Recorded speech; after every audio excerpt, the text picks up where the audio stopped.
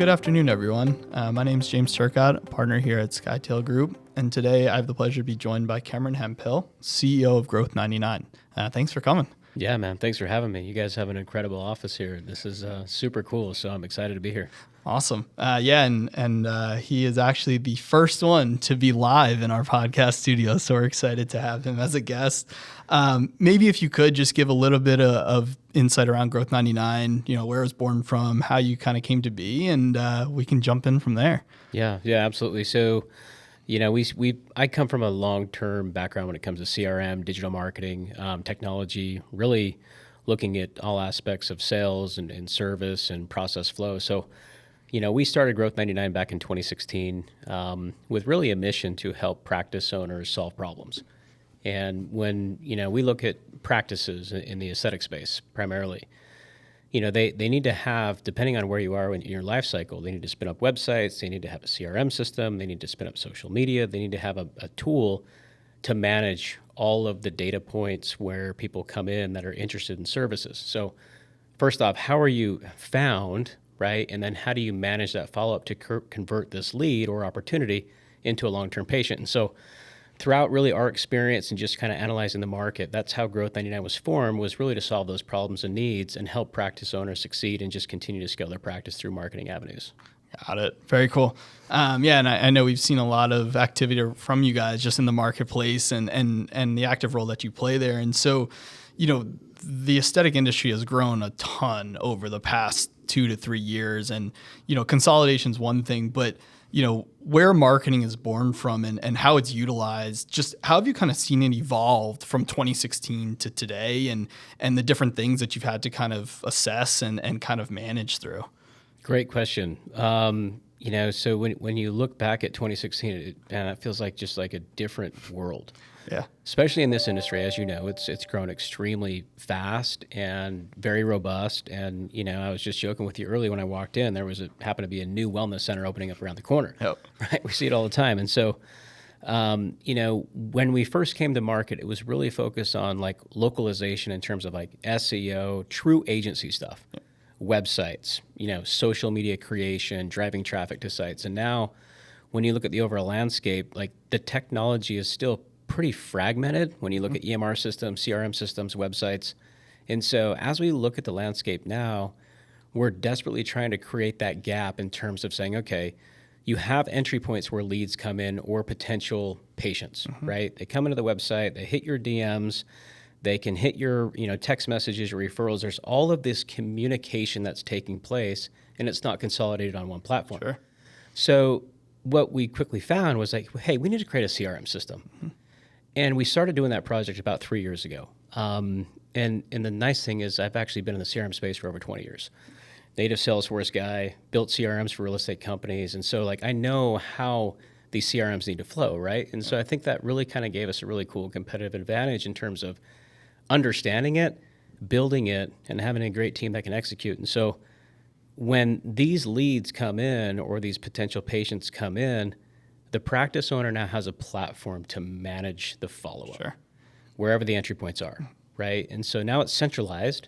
And let's say a lot of these patients don't book, right? A lot of people are interested in services, but maybe they're not committed yet, right? And I think the marketplace has definitely gotten more educated over time, but when you look at it, still, there is opportunity where it's like unused treatment, right? There's a tremendous amount of unused treatment in practices. And so now they have a system to where they can fall back on, send a mass text, send an email, really drill down to exactly knowing what to send them at the right times and helping get more bookings and repeat clients. Yeah, it's awesome. And I know, from a Skytale perspective, when we start to look at clients, where are the opportunities that are sitting within these practices that as they scale, maybe when they move from one location to 2 or 3, they may be missing on that a lot of the revenue at location 1. And so how do you kind of identify some of those things? And so, as these businesses start to grow and open new locations, obviously it starts with marketing. So how, from a strategy perspective,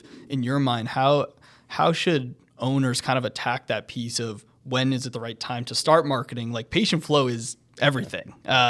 It is really the precipice of opening the new location. So from a strategy perspective, anything that they should think through there of the best times, how to do it, what are the best methods? What does that kind of look like for you?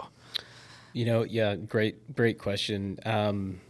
It's the life cycle of marketing is pretty interesting. I think you could analyze marketing in so many different ways. A website, this is a tangible, like I look at a website as your digital brick and mortar practice, right? You move in, you actually have your physical location. People can come there, they can get treatments, but your website it's the online version, right? And so that's a piece of marketing. Now you have, TikTok, you have, Instagram, you have YouTube, you have Twitter, Threads just came out. It's a life cycle of like, hey, when do I turn all of these things on, right? And so if you're just starting out, you need to build out the foundation, websites, spin up all your social, make sure it's all connected, and then as you start to grow, like maybe going from one location to two, or just revenue starts to increase, you start turning into the growth phase. You and I have been on some panels talking about that. Revenue starts to increase. So when you look at true like marketing, you can say, okay, well, I have these tangible assets, like my Instagram account. That is a tangible piece of real estate on the internet. Your Google My Business, right, where you can get reviews and credibility. Your website is another component, but then marketing, like turning on ads, like running robust Facebook ads, Instagram ads, Google ads, and starting to attract just really more views, more impressions, more clicks, more leads. That's what's really going to take you from like super, like premature growth to the mature growth phase. Yeah. And to follow up on that, as they scale, I feel like the brand becomes even more of a presence, meaning you want it to feel like it's the same business, whether it's in Dallas or it's in Houston. Like if you walk into Skytale Med Spa or Growth 99 Med Spa, like it should feel the same way. And so how does that approach from a marketing perspective kind of take hold? Because I would assume you'd want the same thing, like that approach. Now, maybe strategy is different in different markets, but how do you kind of visualize that in your mind? Because I think a lot of people are invested in the brand, hopefully, and not the people, or that's the ultimate goal at the end of the day. Yeah. So that's a very big challenge. I see a lot of practice owners struggle going from one location to two and multiplying that up to 4, 5, 6, 10, right? And at that point, you really need to look at it as more of a systems and mechanical, tactical type of operation. Almost like, like how a McDonald's is ran, right? You can, get the same, hamburger at one location versus a different state, different country, whatever, right? So it's all systematic, different people. I get it. And that analogy is used really from a branding standpoint is when someone enters these locations, and if you want to go from 1 to 5 to 10, it has to have the same flow, the same branding. And so I think really, processes and procedures when it comes to branding and having a director of marketing is critical at that stage. Awesome. To build on the director of marketing, what are your expectations of having that role in-house? And is there a right time to bring that role in-house? Like, what does that look like in your mind? Because I think it is a huge component. Like, you're spending all these dollars on marketing, but are you being effective in what you're kind of deploying, I guess, if you will? So, yeah, I think that's a great point, because when we talk about scaling and bringing people in-house, that's definitely one of the ones that gets brought up time and time again. Yeah, I agree. I think it's one of the most critical roles in a practice at where we are in the world right now. And I see a lot of practices doing it prematurely. So there's a lot of ways that you can really just create wonderful content. There's great resources where you can have somebody that is in the industry. They can create the website, they can do the SEO, they can tie the CRM, the blogs, like all the traditional stuff, run the ads, right? But when it comes to like curating and creating content, I see a lot of practice owners that should have a full-time videographer filming them doing treatment. Yeah. Like if they're curating all this content, they can just push it out, and that's going to just generate so much awareness and lead flow. And you're then recognized as really like somebody that is a specialist, and trusted. If you start pushing that to YouTube and all the other social profiles, so that's going to be critical. When it comes to a director of marketing, I don't know if there's like an actual revenue number or a profitability number. I'd like to maybe look at that with somebody. Yeah. But, at some point you have to pass the throne, and it can't be somebody that is, maybe they manage the front desk and they do marketing. Maybe they do some social media for you. When you really look at the director aspect, it's almost like making an executive investment into somebody. Sure. Like a leadership position. It's a leadership position. It truly is. Yeah. No, that's great. And I think, a lot of our conversation is how do I fill out my management team? And that is a role that, like I said, has been brought up several times. As they start to scale and as they start to kind of think through ways to create those processes, those things that happen over and over again from, as you mentioned, location 1 to 5 to 10, is that something you guys help develop? Like, are you kind of that fractional piece for them along the way? Or how does that interaction work for you with those clients that maybe if they are just even at one location, like how does that differ, I guess, is what I'm trying to ask. Is one location or scaling, how does your interaction differ on those? It's pretty easy for us to go take a practice from, a great example of a story of a client that's been with us for years, studio to one location to multi-location, several employees, and doing 8 figures in sales. We've been with them the whole way, right? So helping them with the website, the SEO, driving the ads, and some consulting as well. But, Growth 99 really should be looked at is not a boutique agency. I think there's some wonderful boutique agencies out there that can help you send out, the newsletters and the emails and the texts and those types of things. Like we're really should be looked at more as a tech platform where we can quickly spin up a site. We can quickly do your SEO. We can quickly get everything localized and centralized and everything buttoned up so you can scale. And a lot of times practices will come to us like pre-open, wonderful time to get involved with us. Or if they come to us where everything's kind of chopped up and maybe they built their site like themselves on like a Wix environment or some sort of a other just widget type environment, that'd be a good time to come to us to help kind of tie all the pieces together and then quickly open up locations from there. Yeah, I'm loving this in person because you kind of I think we're reading each other's minds. So the tech stack, I think that's fascinating to me just as organizations grow, what's required of the organization from a technology. And so you mentioned kind of being viewed as that technology type of firm. What's the difference, in your mind of the things that are needed day one maybe versus things that are nice to haves and are things that allow you to be more efficient maybe along the way? But maybe talk about the tech stack a little bit in your mind. Yeah. So in my mind, day one, and that's what you're referring to, right? So day one, it's going to be critical to again, I come back to it a couple times, but you have to have your digital practice, and that's going to be your website. It's going to create a tremendous amount of real estate. Have your service pages, your treatment pages, your before and afters. Online booking is absolutely critical. If whether you're brand new or I still talk to a lot of practice owners now that are actually in a mature phase where they don't have online booking, and I struggle understanding that. Yeah. I've never ran a practice, right? But at the same time, I know what the consumer wants. And the consumer wants to desperately book online. These are busy people that are fairly knowledgeable in what they're looking to do, and they want to click a button and book online. So if you make that challenging for them, your booking ratio is going to drop, right? And so it's just like the great analogy would be, I was on an airplane right before I got here, right? I did not book my ticket calling the airline. Right. I booked it online. It took me 5 seconds. It was easy. I think my assistant actually did it for me.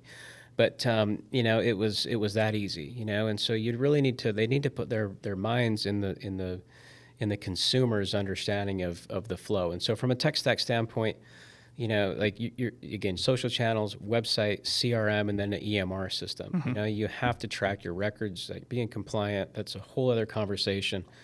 But we'd be here for hours on that one. For sure. But lead capture to potential lead patient flow. Like the tech stack is CRM, EMR, website, and then whatever loyalty programs as well to just build up that customer lifetime value. Got it.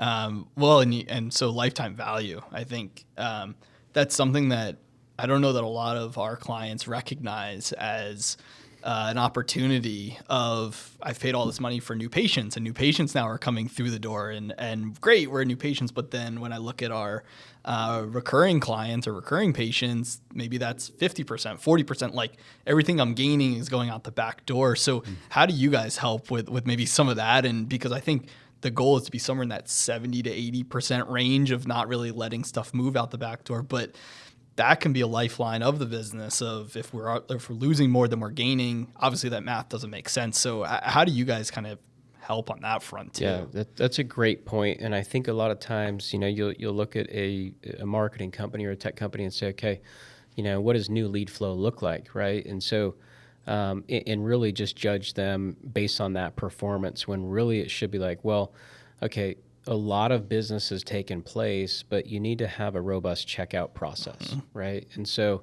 we actually built a course on this at Growth 99. You can go to our website and there's a course on it, because we were almost teaching it like during our implementation stuff, but I'm like, we just need to make this a course and they can just go through it. So that's one thing that we did in terms of educating them on, hey, how critical the checkout process is, right? And so one of the things we talk about is rebooking is critical.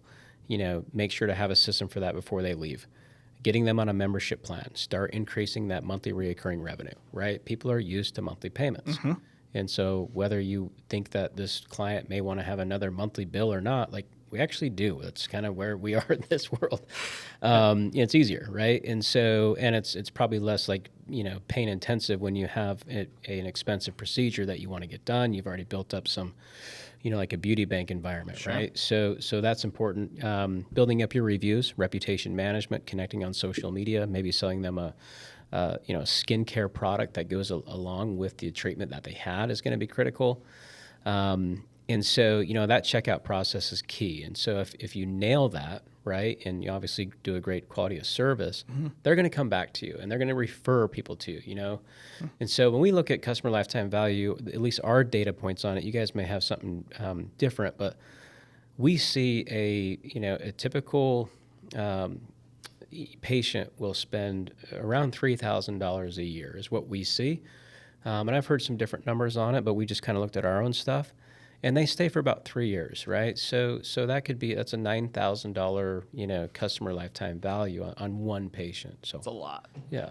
Yeah. I mean, and when we start thinking about some of that going out the back door, it's painful. Yeah. And I think it's an area that a lot of people forget about at the end of the day. So you mentioned kind of the referrals. And so I think that's a huge component. So within kind of the marketing approach, I think we've seen across the board, credibility kind of matters in a sense, meaning whether it's coming from current patients, the marketing that's being done, how do you kind of build the brand around whether it's call it patient testimonials, or how does the brand get built? Because like we talked about, like the goal really isn't to have like a rock star provider that everyone's just attached to and they leave and now your business goes down the drain. Yep. But building that brand, and I know we've touched a lot on the brand, but I think it's super important from a credibility and really establishing that as a stronghold. Do you do anything testimonial wise or anything like that can kind of help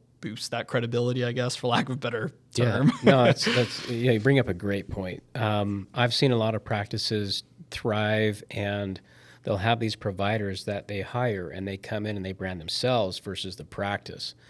And then, they build up $1 million book of business, they bail, they go open up their own thing, and all of a sudden they're now a competitor, right? And I've seen it happen to some great clients of ours, which is unfortunate. I think that that's now being recognized as the advances take place in this space.